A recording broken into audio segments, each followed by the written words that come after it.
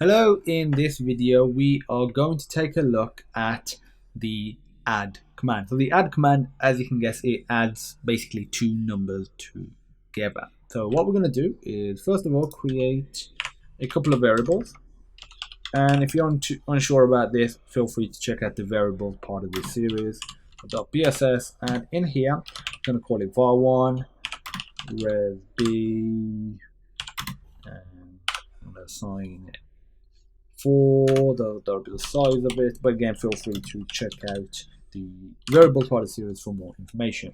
So next, in the start, what we are going to do is we're going to move some numbers into the EBP register and another number into the ESP register. That's not being used for anything currently, so hence we're going to use those registers. Then we are going to use move the contents of these registers into variables var1 and var2. So var1 will have the value from EBP, which is 1, and then we're going to move ESP into var2. So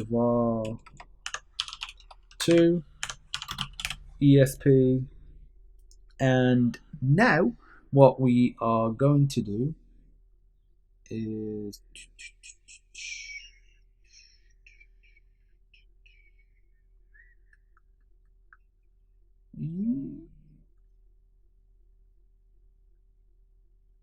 actually, I don't think we even need to do this. I'll have a look at that after. This isn't needed. I'll come to you for now.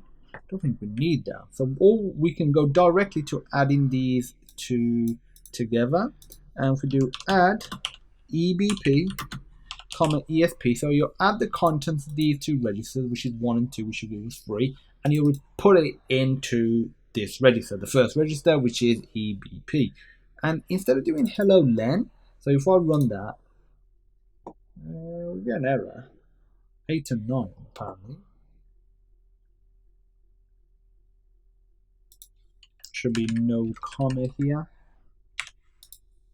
Boom. Okay, that still works with the length of it calculated, but instead, if we just put EBP, we get the 3 first characters, and that's because we've done 1, add 2, right here. And that's how that's how you do addition. That's literally it. What you want to use it for later on is totally up to you. So instead, if I put 5 here, and we'll get 7 in total. So that's 1, 2, 3, 4, 5. Remember, the space character is a valid character, so that's 6 and 7. So that's how you do addition. In the next video, I'm going to show you how to do subtraction. If you have any questions, feel free to pop me a message. And as usual, I look forward to seeing you in the next video.